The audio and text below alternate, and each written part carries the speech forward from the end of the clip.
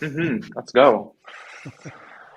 Oh, So, Nick, are you celebrating Thanksgiving in Texas?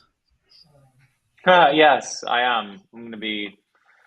Actually, this is the first year we've not hosted, and we may have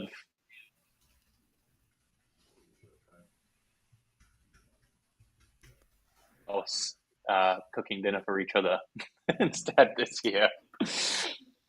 We uh, we usually have everything at our house, but which is it's just funny because last year there was 10 British people and one American handling an American holiday. So Yeah, how does that yeah, work? Just do you like we just eat. celebrate the loss of the colonies or Yeah, so 4th of July is technically it's cut your losses day to us. And any excuse to get everyone around and have a good meal. That's totally fine. So you you guys traveling for the holidays? uh I will be afterward.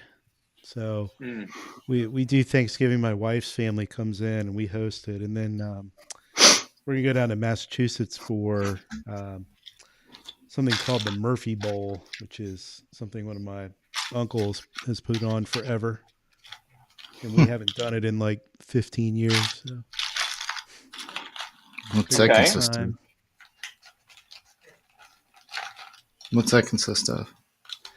Uh, Honestly, like going to a pub and drinking.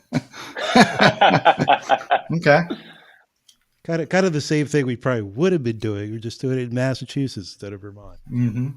Yeah, that sounds great. That's how we celebrate in England. You know, weddings, holidays, funerals, whatever. It's just a drinking occasion. That's right. You just go to the pub. Yeah, done. And my Yeah, well, grandmother is or was from Britain. She's not with us anymore.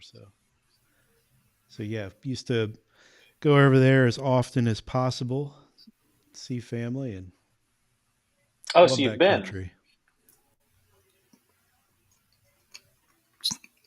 I think he's asking. So you have been over there? Oh yeah, oh yeah. Cool. It's been a little while since Well, the last trip. But here well, we're comes glad to have Jeff's you. favorite sound. Hold on a second. No.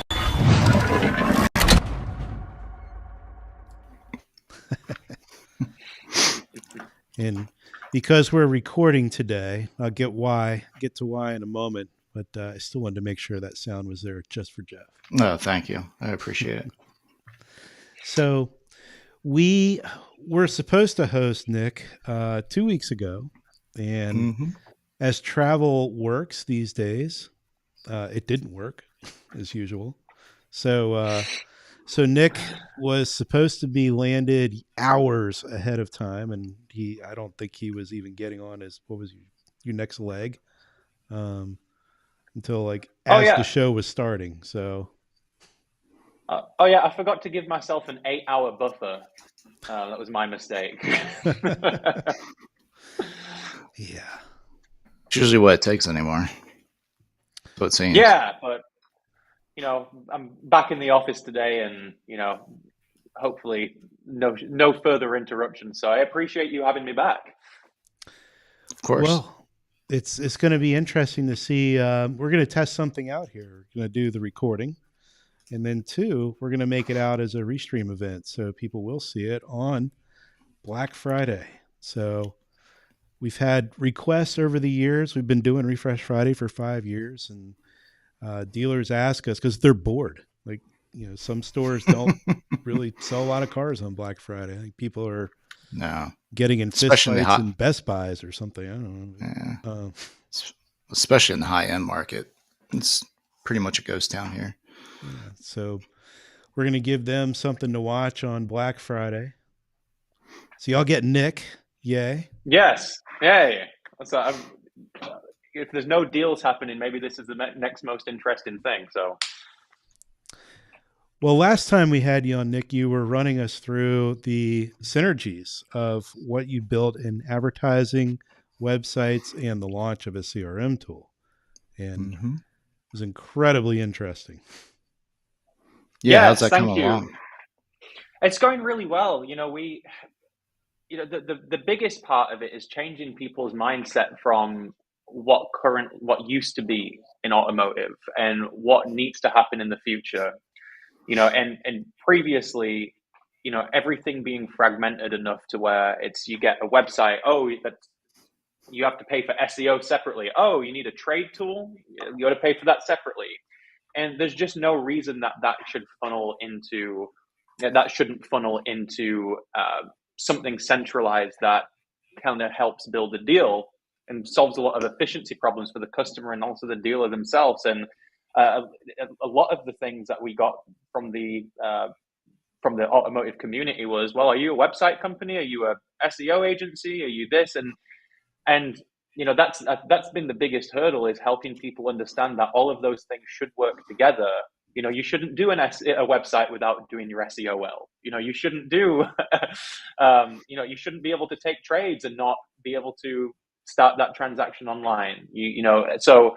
Um, it's just trying to frame that to where we're being able to communicate exactly what dealers deserve and then deliver on that. And the good news is, we're selling, we're creating more dealer relationships, and that's also allowing us to create even more features, and we're rolling out even more advanced analytics that can pull everything from the first ad all the way to the close of the sale. We're pulling in new reporting features, automations features based on consumer behavior. If they viewed your website, if they didn't, then re-engage them this way. And yeah, it's been really exciting to be able to build the features that are actually going to help move the needle at a dealership and keep those all connected. Can I get you to say reporting and analytics one more time? Yeah, I don't know. I can't say it correctly, but No. Use your accent, because it's reporting and also analytics. Yeah. no, it's fantastic. So if your marketing department is listening, they should change the name to like Hooked on Phonic or Phonetically. Uh, be your pronunciation of reporting and analytics. It sticks in your head. It's you have to take out all the consonants from every sentence, but I think we could get there. Yeah. So we are here to talk about the wonderful word, I should say, recession. That great word we're all anticipating we'll probably be in one day if we're not already. But I feel like we are. Yeah, it's the scary word, right? It's the word that everyone wants to. It was COVID and then inflation and then looming recession, right? So it's continued like that. But you know, to me and to a lot of businesses, there's a lot of people that have made a great deal of money, and there's a lot of people that have been continually successful throughout a recession. And I think that a lot of dealerships, it doesn't have to be something that people are scared of if they strategize correctly and solve the right problems for their community. It's just like us with building things for dealers. If we were going to go to market with something that was, high intensity, high dollar, another add-on, that might not necessarily be the thing that dealers are looking for. But when we're talking about being able to increase their marketing performance, reduce their vendors, reduce their overall cost, and create efficiencies internally to where now it reduces their cost of their workload. Now we're talking about something that can be an answer for the market.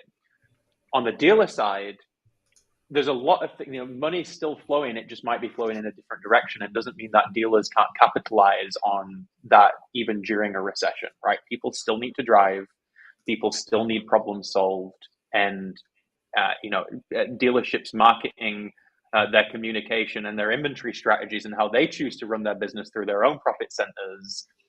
It can be a massive success story, even when that big recession word is looming over everyone's heads.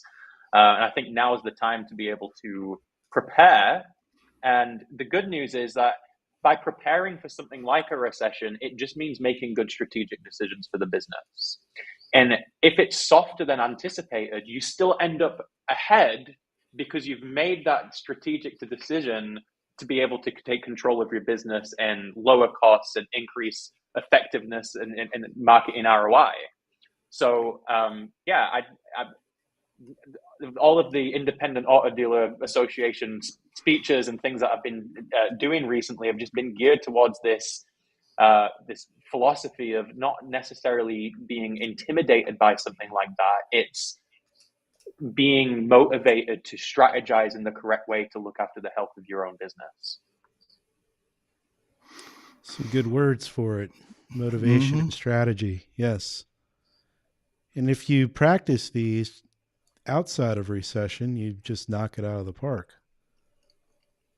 Yeah. And I know it's a super cliche thing to say is that, fail to prepare to fail. But at the same time, we can't just be looking up and going, we all know that the used car market is volatile at best at the minute, right? And, doing those same things and expecting that you're going to look at your CRM and you're going to look at your phone calls and go, wow, the volume's just not quite there. My inventory volume is just not quite there.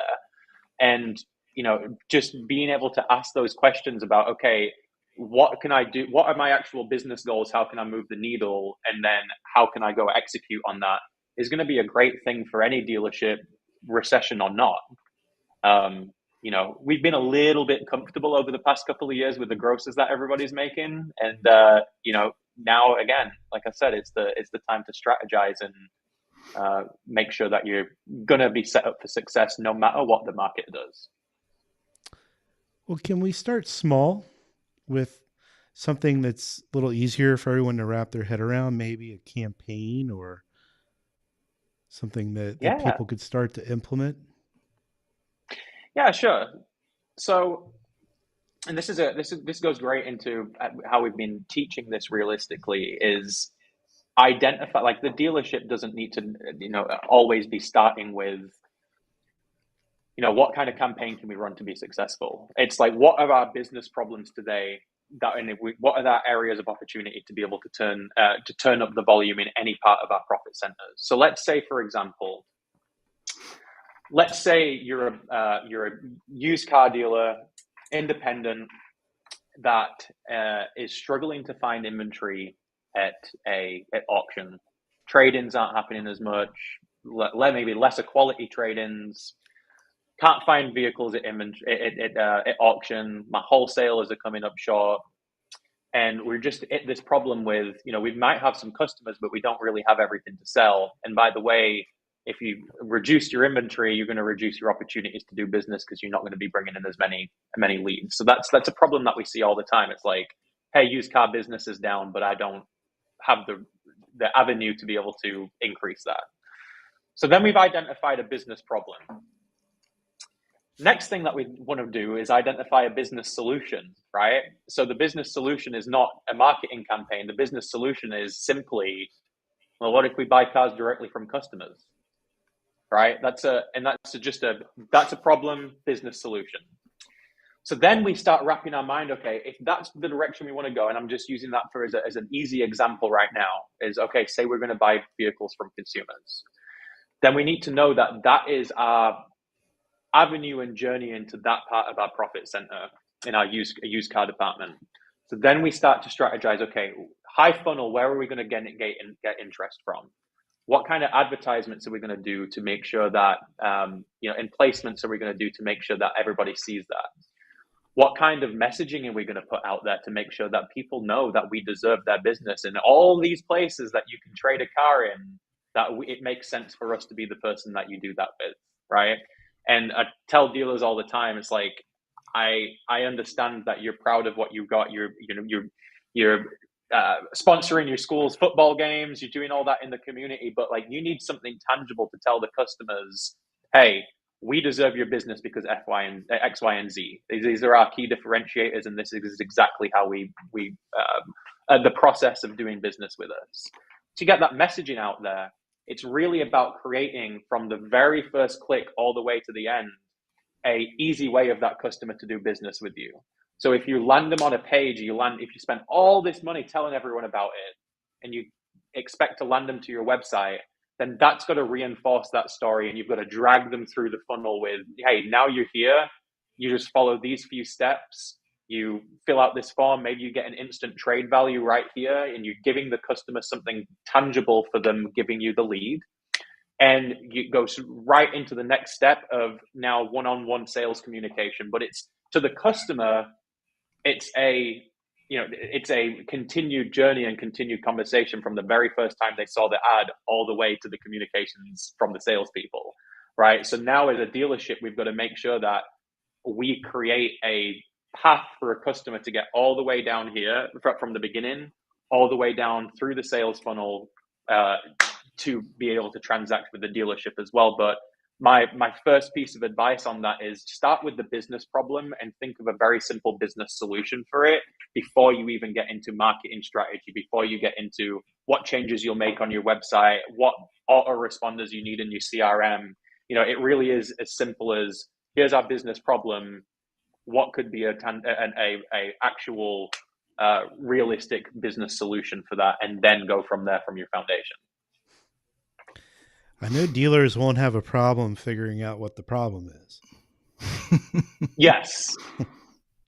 No, they don't have a problem figuring it out. And unfortunately, a lot of dealers have been led to believe that, oh, well, if you just increase your Google Ads budget, you'll get more leads and that'll sort that out for you. But it's really about creating the paths for those customers to be able to transact with the dealership in a way that makes sense.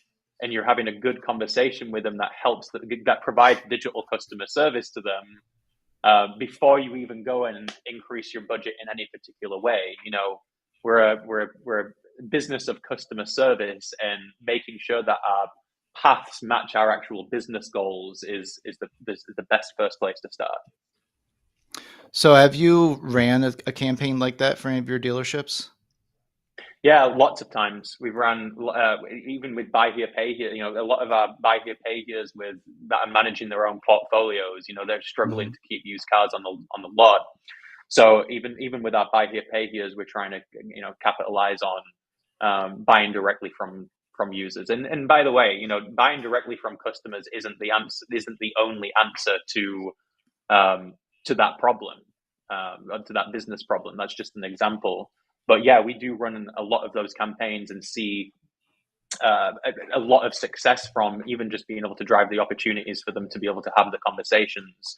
And it always works much better if we're listening to the business goals, or not even the goals, just listening to the problems that the dealer has and help come up with the correct answer for that for their own individual market. Without maybe giving up any type of secret sauce, maybe you can step us through one of your more successful buyback campaigns. I would take it that you're probably using a multi-touch marketing solution, or that's embedded through the campaign. When you're doing that, are you making sure that maybe, I would say that's a call to action campaign, but it's also a branding, because you need to be able to speak to the consumer. Why do it with us? Because like you said earlier, it seems like every dealership or every dealer group's got some type of trade-in, buyback type of program campaign going on. Are there some different things you guys have been able to figure out to separate yourself from the competition, or help dealerships separate themselves from the competition, I should say? Yeah, and that's it really, like you said, it's call it multi-touch, call it omni-channel, whatever we want to say. The fact of the matter is that you need to be able to be having the right conversation at different times. So of course, at the very high funnel, it's brand recognition. We're getting in front of as many people as possible to make sure that they have that top of mind recognition, to where if they are in the market and they are entertaining it, that dealership is the first person that they think of when they come to make that decision. When they get a little bit further into it and they start interacting, or we're looking at people in a particular demographic, or using a mix of targeting tactics, it then becomes asking for the business and asking for them to interact and providing really low lift for the customer, ways for them to be able to convert. It's like, how little fields can you fill out on an online form, and how much value can we provide that customer immediately? Because at the end of the day, the customer's currency is their contact information, and customers are way too savvy now to just give that away for free for a dealership that says, hey, fill out this form and we'll call you, right? So no secret sauce. And by the way, the you can have the secret sauce, because all it is giving the customer exactly what they want and the information that they need, when they ask for it. It's like, when I first started doing digital, websites were riddled with, hey, here's a pop-up, here's $500 off your next car, press yes, submit your email, press no because you hate money, right? And then it's, you go to the VDP and something else pops up and that says, actually, have you tried trading in your vehicle? And we used to treat customers in a way that maybe felt a little bit, I wouldn't say gimmicky, but felt a little bit shallow. And customers are smart enough to understand that dealers have ulterior motives with that. Now, if I walked into your showroom and I said, hey, I've got a car that I'd like to trade in, you're not going to say, hey, actually, can you fill out this form? Go over here to do this. Oh, by the way, have you thought about this? It's just not how we sell and have a good communication with customers. So really the thing is bringing that level of high class hospitality that you'd expect at a really good brick and mortar business, and bringing that online, making sure that we get in front of as many people as possible, making sure that we're targeting the right message at the right place in the funnel to the right people, and then giving customers something of value when they get to the website or they get to the next step. It's not just a lead generation grab. It's about how deep can we get that customer bought into the process of the dealership as quickly as we can, or in a way that is kind of self-led, and make sure that when we're doing it, we're actually setting the customer up, their expectations up for that. Hey, we are actually going to provide you something of value. We're not going to make it difficult for you. So in terms of that secret sauce, is just be thinking about exactly what, if you were a consumer, exactly what you'd want out of it, rather than thinking, hey, how can we generate the most leads for the dealership? It's shifting that focus to how can we provide the most value for the customer. And naturally, that's how we found success, is because we're working alongside the dealers to know the parameters of what information they're comfortable giving away, and pushing them in a little bit on that to motivate them to provide that really good digital customer service, and then just building something that sets the expectations, that gives the customer something of value, and gives as much as we can, to where we then deserve to ask for the business. One of the things that's very cool about having a marketing website and CRM platform is that you can do a little give and take. So if you are able to understand the dealer's problem, then help them with their goal as well, present the solutions, you can then also blend that into what the consumer is trying to achieve. So, for example, you can get somebody in with an ad, get them over to the website. That's fairly easy to do. But getting them to give up their currency, their contact information, and submit a lead is a little easier if you can take some of that communication they probably would have gotten out of the CRM. So say, I typically submit a lead because I'm trying to get a price, or I'm trying to find out, is that car available?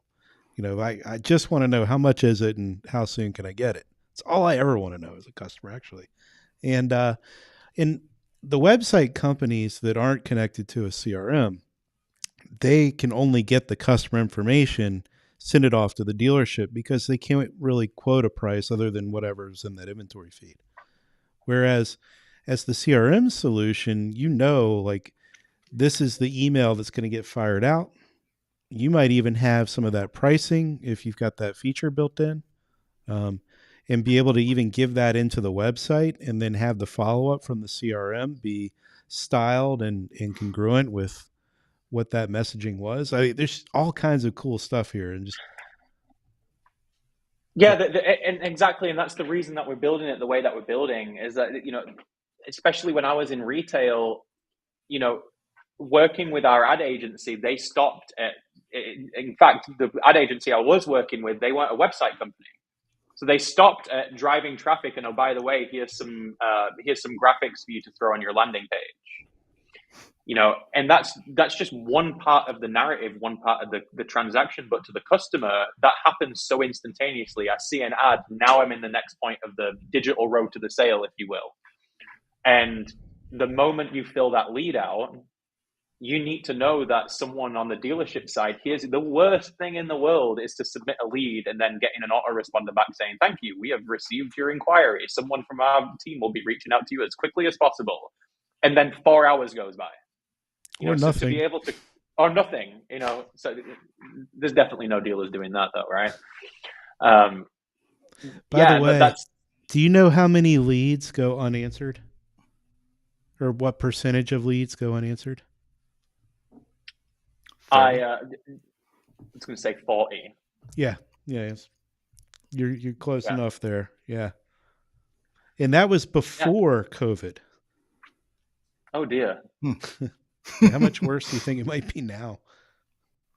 Yeah, no, but that's if you can bridge the gap between that and you start creating some sort of automated dialogue with the customer to at least where they get that sense of completion. Now, you might not have your sales team actually respond to that, but at least we can say, hey, if someone clicks this ad, goes to this landing page, and by you're lucky enough or strategic enough to be able to get them to convince them to give you their information, then that deal doesn't need to slow down. That needs to continue, and the communication gap needs to be, the loop needs to be closed. So as we strategize for dealers, even if they don't purchase our CRM, we still got to strategize the entire conversation with the customer to make sure that the dealer does have the resources that they need to go, you're running this campaign, you're trying to generate this kind of opportunity. These are the automations that I'd set up on the back end to make sure that you continue to have the right conversation until your sales team can get a hold of them and finish the transaction out. So, that's how we like to look at things, is not just how do we drive the most traffic, but how do we drive the most traffic into a strategic conversation with a customer on behalf of the dealer. Are there any marketing channels right now that you're finding like really successful for your dealerships and in regards to campaigns such as that? Yeah. So funnily enough, we've been, there's some good old faithful ones, right? We're going to, of course, be running in collaboration with a lot of different placements. Search is still super powerful. Meta display, Facebook and Instagram is still really powerful. Now we have a variety of different creative types, from video to actual stories and things like that. One of the biggest things that we've seen as a benefit are, a lot of people are viewing vertical video now, either through TikTok, Instagram, Facebook, all of that. Vertical video, and even YouTube now has a vertical video platform in the YouTube Shorts, right? So that is, and for rightly so, right? How do most people hold their phones every day? That's a big contender. So creating vertical assets that can be peppered into reels and stories and things like that has been a big traffic driver, because you can link them all. In addition to that, just layering on from our captive audiences and our first parties, making sure that anybody that does fit that also gets not just display ads, not just gets emails, text messages, but a digital omnipotence, so to speak, making sure that we have a lot of those happening at the same time. But I'd say that one of the biggest lifts that we've seen, at least over the past 6 months, has been in vertical content. Hmm. Interesting. Is there a vertical video player other than your phone? It might sound like a stupid question, but I, I don't get on TikTok. Turn your But I am monitor. familiar with short. Yeah. So I didn't know if there was like a is there a vertical video player that you can embed on a website? yeah, so I think through Vimeo, if you want to embed it on a website, yeah, if you can do it through Vimeo and upload, and I believe that YouTube is now supporting native vertical video uploads, and then you can just Okay. embed that. So we like, and a lot of our headers and our, if a dealer wants a video header or anything, we're actually framing that vertically as well, so it takes up the most screen real estate. Um, but if you wanted to embed that on a website, the Vimeo and YouTube both support that natively, so you don't see the two big black bars at each Yeah, side. yeah, Um, and then, yeah, so yeah, any other vertical platforms. The only time we've ever done vertical video outside of that is for the. Have you seen these EV charging stations? Oh, I've So seen the them. EV Yes. charging, yeah. yeah. So a lot of, so I think Samsung. We just did something in collaboration with BMW North America to create content for, I think, some of the Samsung EV charging ports, and you're sitting there charging your vehicle, and now you're seeing car ads for other vehicles. You're charging your Tesla, and you're seeing BMW ads on there. Yeah, That's cool. there's most of, but how much traffic comes from a mobile device. So that's where people are Hmm. 90% of their day.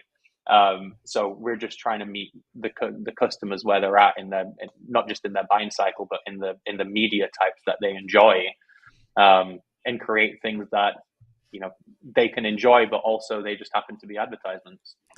Well, that's an interesting one. The going back to the EV charging station. Um, I hadn't thought about that because I don't have an EV yet. But if I'm No, a luxury dealer or any dealer who's got EV vehicles that are incoming, which I think is just about everybody, and I'm especially thinking of you right now, Jeff. So Hmm. you have 5 models on the way. Uh, how could a dealer advertise on those? the market for that kind of stuff is pretty segmented at the minute. You've not got a real industry standard. The beautiful thing about an iPhone or an Android is that between those two, you've got 97% market dominance if you can you can create advertisements for those. I think the market is still really small for, especially on the dealership level, to be able to create things for like EV charging stations, because not only do you have to uh, be able to negotiate and find those places, but you have to also create good rich media that can be placed on there. Well, But it's that's an up and easy coming. one. Are you tired of your Tesla catching on fire, or Yeah. um, how about some real luxury of this BMW? They Yeah. all go just as fast. How about a real car for a change name? Anyway, Yeah. How about something that makes a great noise that's real and not comes out of the speakers? Um, my car's got a V8 in it, so I can't really, you know, I'm the old car guy in me won't go down without a fight. So, What do you drive? oh, you would ask that publicly. So, we have You a said BMW V8, so I'm X5, just curious. and then I'm a partial to a Corvette C8, um, Okay. because I'm 5 years old inside. oh, if it makes you feel any better, I've got a 2005 F350 that's lifted and everything's deleted. And it Is doesn't it so? blow It blows black black. smoke It rolls everywhere, coal. but it'll go fast. Yeah, yeah. We had a lot of fun in a couple of single bed dualies back in the day. Single cab dualies. So Oh they're yeah. really good for the environment. I'm sure Tesla's. Wherever you want your smoke to come from. If you want it out of the tailpipe or do you want it out of the electrical station? It's up to you, when it comes to environmentally friendly, I don't know. Hmm. But but yeah, that is very interesting. The EV stations, that's could be a neat way to go. And Let's get Nick back. What happened to him? Oh, he dropped off. Yeah, man. There he is. We lost you Now, there do you for a work minute. when I you're was making setting a up really these bad joke, campaigns? and you just disappeared. It's like, oh man. Yeah, it was bad. You didn't miss anything. When you're setting up these campaigns with the dealerships, does your agency actually provide the creative, or do you guys come up with the ideas? I'm still thinking about the vertical videos and what would be the best way to incorporate those. Where all could you incorporate them? And I mean, you're fighting. You also need to make sure that the demographics align. I mean, Correct. of course, when I think of vertical video, I'm thinking, of course, of TikTok. I'm thinking of uh, YouTube Shorts. Uh, I don't know what Instagram calls theirs. I get weird stuff that shows up on mine, and I have no idea why it's showing up. But or is there? And I'm not real familiar. Is there a demographic that better aligns with that? My guess would be your younger generation. And since they're so used to, I mean, what's it take to really get them to pay attention? Oh, it's a great question. So, yes, in answer to your question first about demographics, absolutely. There is the different demographics for every single platform and different content types that make sense.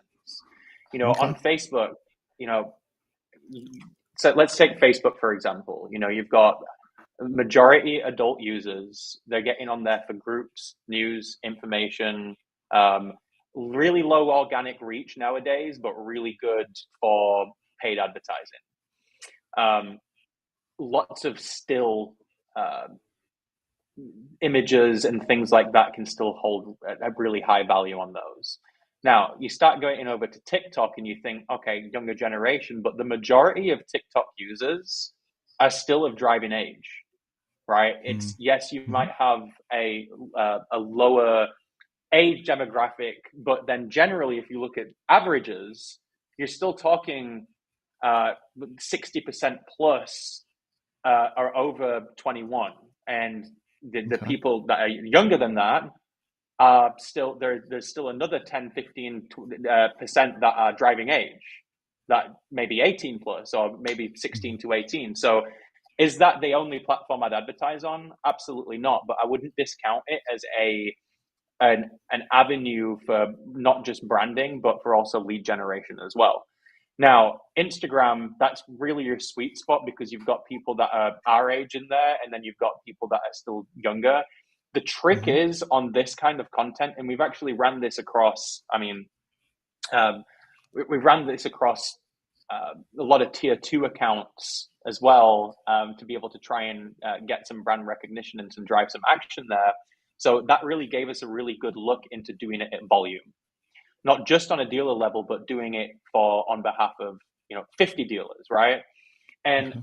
what we've found is that people just want good content, man. People don't want to be shown, hey, here's a car, we've got it for $299 down, $299 a month. And if you buy before the end Yeah. of November, then you're going to get free pinstripe and nitrogen in your tires. Nobody cares about that kind of thing. The trick is to make good content that people would enjoy even organically. Mm-hmm. Represent the dealer well, get your brand recognition, but really the thing that we found has been most beneficial is real storytelling, either entertaining, educating, and creating things that would hold good value to people even organically. Mm-hmm. And then also in the midst of that, be sure to ask for the business because that's what's going to drive a call to action. You'd be surprised at how many people do exactly what you tell them when you say, hey, click this button, right? So if you can get them captive with good content enough that it could pass for organic content, that really is going to give you the avenue to be create it into a meaningful advertisement. Yeah, And it's easy working at a Benz dealership because you have so many people who just want to look at the cars. yeah, So you don't have to be overly creative. Just come up with a few ways to present the vehicle. I mean, we'll do some TikToks, and just for the vertical video, we'll just put a cover over one of the cars. We just had a GT come in, and we've got a black cover over it, and we sort of pan to the key, and then we break out, and then someone pulls the cover off, and it's so simple, but It, it's stupid how many views they get. It's mhm. so dumb. Yeah, but It's Jeff, are you just, putting a call to action at the end of the video like Nick suggested? um, so we've got a gentleman that takes care of the social. He and I will sit down and discuss different ways of execution. Um, and I don't get on TikTok, so I refuse. So I'm not sure. So it's a great question, and I'm going to go back and review them. I believe we do. I'm pretty sure we have some type of call to action, but we've had, such as the one I just mentioned, just a quick unveiling of a car, 1.5 million views, especially if it's like a GT or a G class or any of those. But here we are presenting a $150,000 vehicle Yeah. to a segment of the population that's between, let's say, predominantly between the ages of 21 and 27. And I don't know the statistics around this, but what's the contrast between male and female that is viewing those vertical videos on the different formats?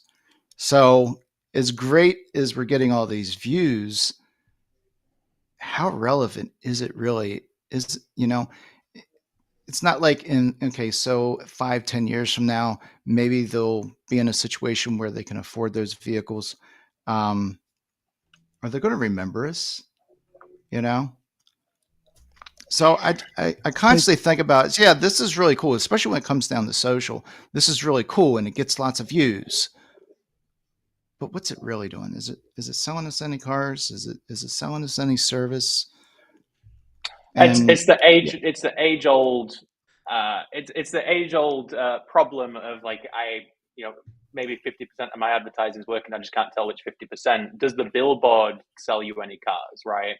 I believe that on the organic side, it's a really good test for what kind of paid content you should do. So let's say you do get something that's 1.5 million views, right? You've already established that it's quality content that people enjoy, right? mm-hmm, Whether it's something that is those 1.5 million views are relevant to your business or not, it helps with your brand recognition for sure. But what it really is now is a test of, okay, I've cracked the code of what kind of content I should be sharing with people that people like that represent my business.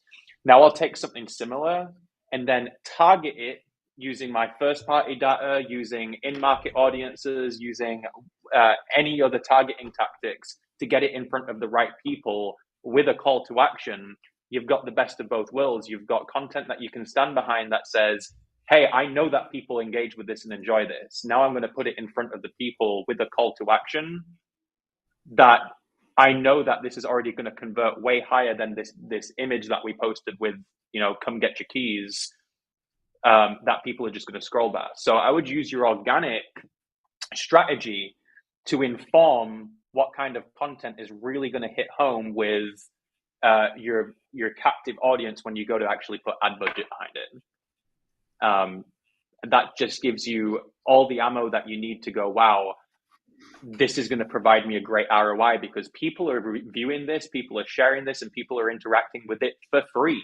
So now if we get it in front mm-hmm. of the right demographic and the right radius and the right with the right call to action and the right landing page and experience, now you know that your ad dollars are going to stretch even further because people enjoy it regardless. so you Let could them start it on TikTok and move it over to Instagram.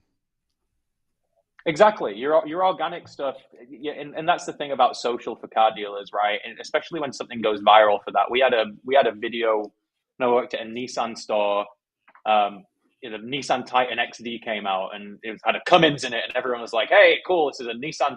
No, they only made them for 2 years and they discontinued that, and that's beside the point. But we put a big lift, wheels, and tires on it, and ran over 2 American-made cars, and we posted videos and a picture of doing that, and it busted out the windshield, and it did all. We got 12 million views or something like that, right? Yeah, we had people arguing in the comments, "Oh, how could you do that to a domestic? Nissan sucks," and everyone coming underneath them and advocating for Nissan, and we just basically caused some real conversation to happen. Now, all of those people, the majority of them were US based. But at the end of the day, we're a mid-sized dealership selling 300 cars in East Texas. Did that sell any cars for us? It made us seem cool to the community because a lot of people sold it.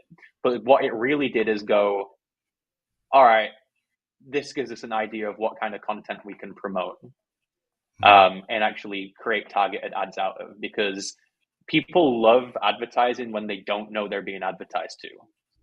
Right. So if we can turn that kind of content into something that is then targeted to the right demographic of people that actually can buy a car with the right call to action, we're gonna find success from that.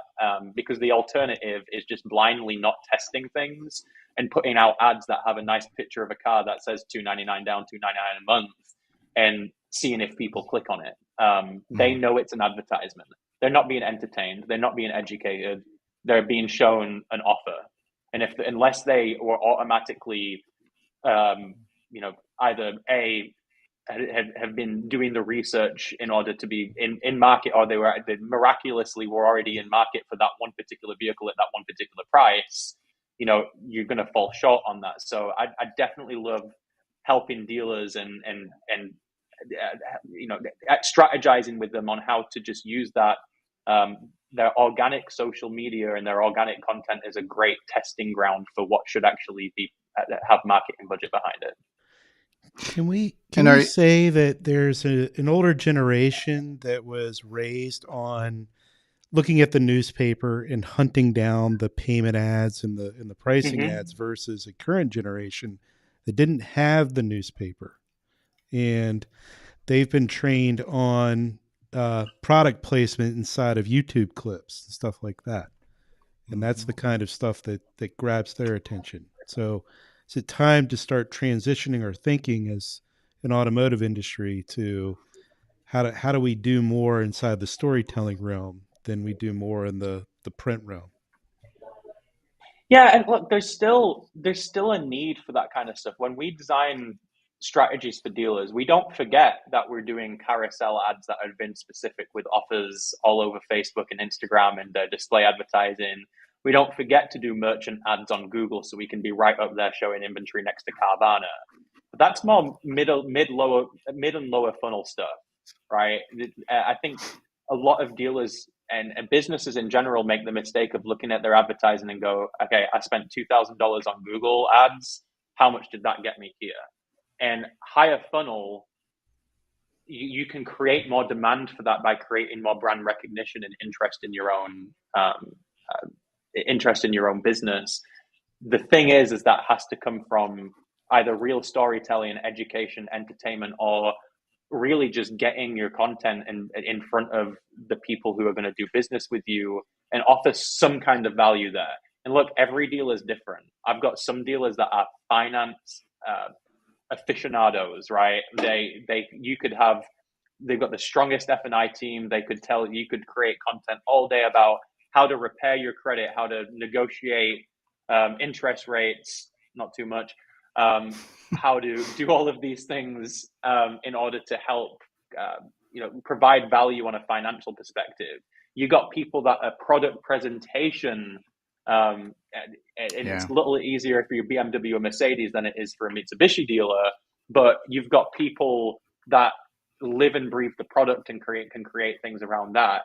And then you've got also people that don't have any of that, but they're just real great people in the community that they're at the games, they're at the schools, they're at the places, and there is value in creating the more altruistic kind of content as well, and it really just all depends what kind of brand that dealership needs to have. And not every content strategy needs to be the same.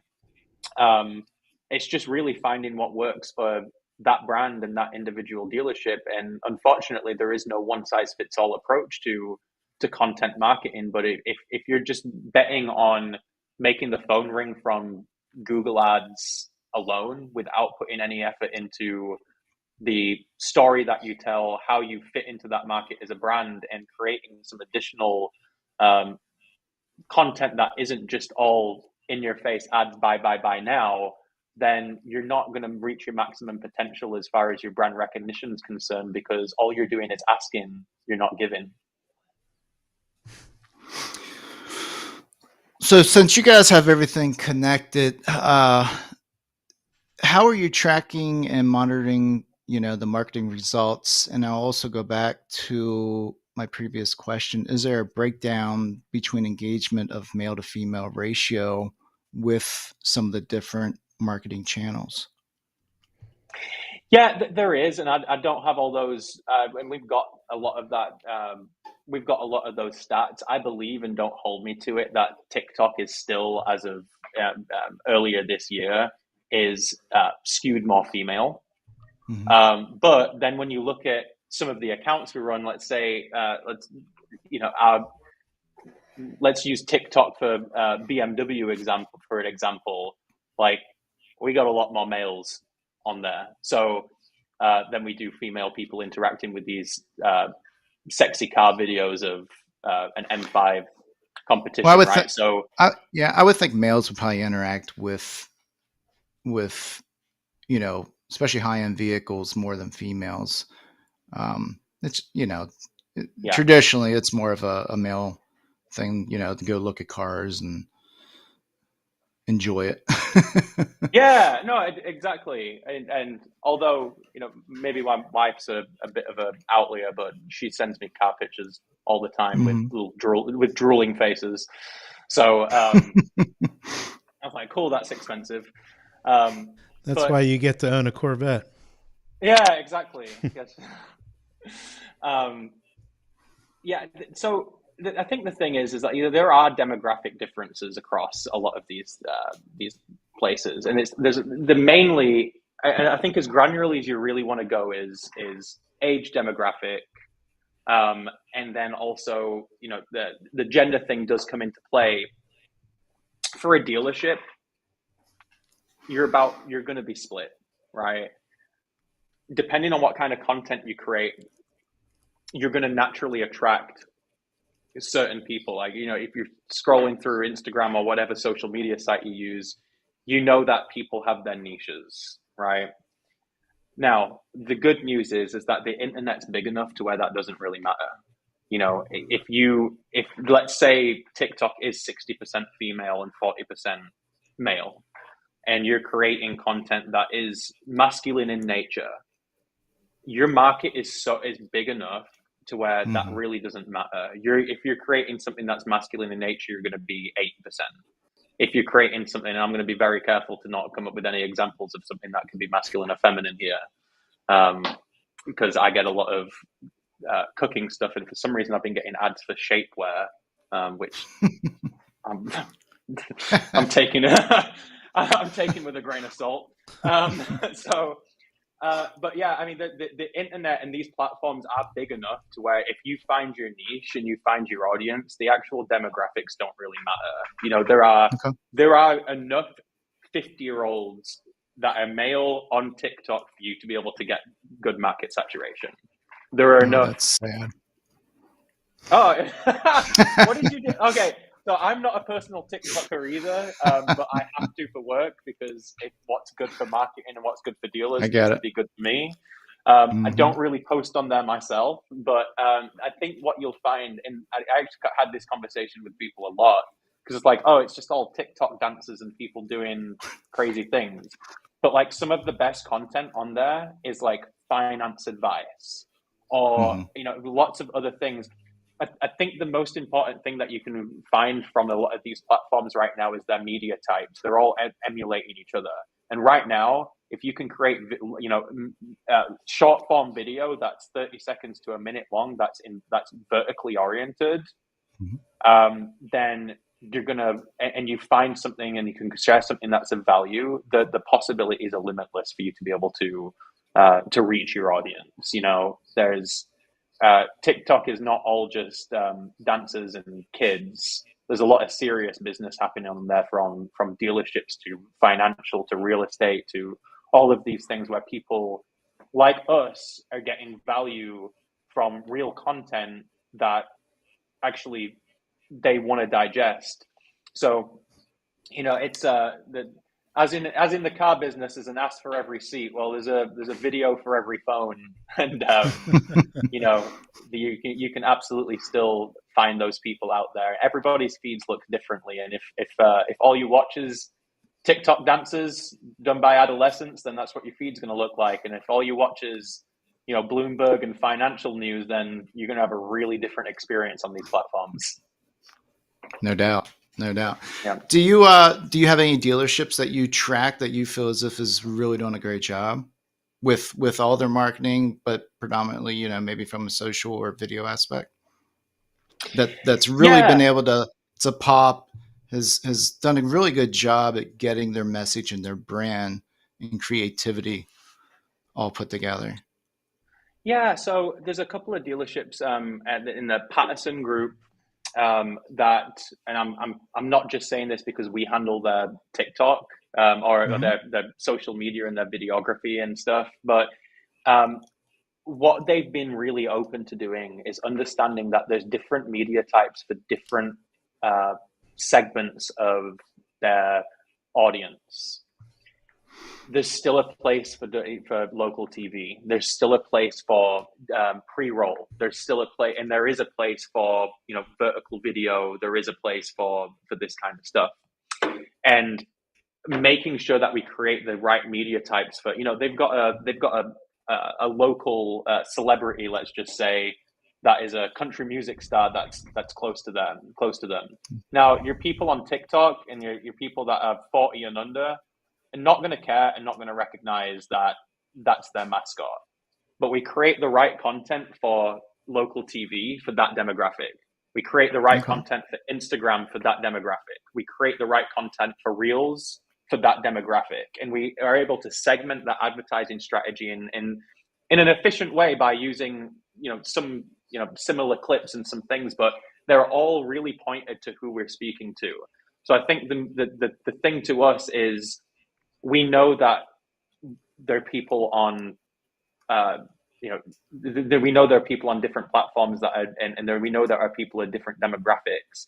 Let's not throw your TV commercial on Instagram, and let's not throw your Instagram reels on your local TV. Let's create things that actually are for that segmented audience, and make sure that we're having something across the board that speaks to those right people, which, going back to what you were saying, Jeff, is the demographics of each platform are important, and the content you create for those platforms need to be with that customer in mind. Yeah. It's a lot of work. It's a lot of work, but we understand that they're a deal. And look, we love independence. We love buy here, pay here's. Our whole goal and one of our missions is to bring the very high tech and very complex, all encompassing systems that companies like Carvana has, and make sure that Joe's used cars down the street can compete. And for every budget size and every type of dealer, there's a different problem to be solved and a different strategy that needs to take place. And I'm not necessarily saying that every single dealer has to go right out with, yeah, we got $50K a month advertising spend, we're going to do video production, we're going to do this. No, that's not necessary. It's about foundationally making sure that for this moment in time, this dealership that sells 40 cars a month can spend $4,000 on digital advertising, and we're going to foundationally do the things that build the best ROI for that dealer to help them get to the next level. So it can be a lot because the possibilities are endless, but the right thing is to prescribe the right strategy for the dealer where they're at in their own journey. Yeah, no doubt. Man, keep it all together. Nick, I gotta ask you if you got some time. just any free time, there's a thread over in Dealer Refresh Okay. about TikTok. And you have got some very valuable Mm-hmm. nuggets that I think people need to hear, because there's definitely been some argument over whether TikTok is a feasible platform or not. You can take a wild guess as to who might be one side of that argument. Yeah, But I'm picking up that Jeff's got I know where he sits on No. that argument. hey, look, I'm scared of that one too. So, Yeah, just I've got my but person. I don't know. I have a, you see a lot of the studies. You read the news. Some of the statistics go around it, and I've got a young daughter, and some of those things just scare me. They Yeah, have well, go. massive influence on our younger generation. So, but that's a completely different topic. I will send you the direct link to that particular thread in the forums, so you don't have to go looking for it. I don't know if it's on the homepage. We've actually got, I think, 3 different threads from over the Okay. years that discuss TikTok. So I'll make sure I get you the right one. I, Yeah. I might not have all the answers, but I can definitely maybe fuel some conversation there and bring in some of my other experts on the team that Yeah. do that for a living, to maybe share our point of view. But yeah, it's sometimes we have to separate ourselves as advertisers versus our own personal taste and opinion. And while I'm not necessarily a daily TikTok user or a content creator myself, I know that with the right strategy and with uh, the right goals in mind, it can be valuable. Hmm. But it's only as valuable as the strategy and the content that's going into it. So yep, Yeah. that definitely seems to be the theme of today's show. So even in a recession, make sure that content is valuable to the person who's consuming it. yeah, Yeah. absolutely. I think the best part about it is if you got a phone, you've got the ability to produce some pretty cool content. That's all it takes. Yeah, all it takes. Everybody that's got a phone is able to help be an advertiser for the business. And Hmm. that's true. Whether you're a salesperson on a personal level or you're doing it on behalf of the rooftop, the dealership itself, it's so accessible that it doesn't mean that you have to spend a bunch of money on video production. It's like the new version of boots on the ground networking, Hmm. and that anybody on the team can do. Well, Nick, we thank you for your time today. Glad we were able to catch you, even though 2 weeks later. Yeah, it's a little late to the meeting, but it's okay. It's all right. Message It's still all good. very relevant. So, Absolutely. so we hope that everyone has had a happy Thanksgiving, and Yeah. as this airs on Black Friday, you're feeling very fat. That's what you should do. We're um, out shopping. or out shopping. Hopefully, you're not busting up anybody to get that major discount on the TV. But anyway, so enjoy yourselves over the weekend. We'll see you all December 2nd. And Nick, thank you again. Some very Yeah. valuable Thanks. insights on vertical video, TikTok, and making sure you've got a solution for the problem. Yes, sir. Thanks For for having sure. me. Pleasure as You got always. it. All right. Take care.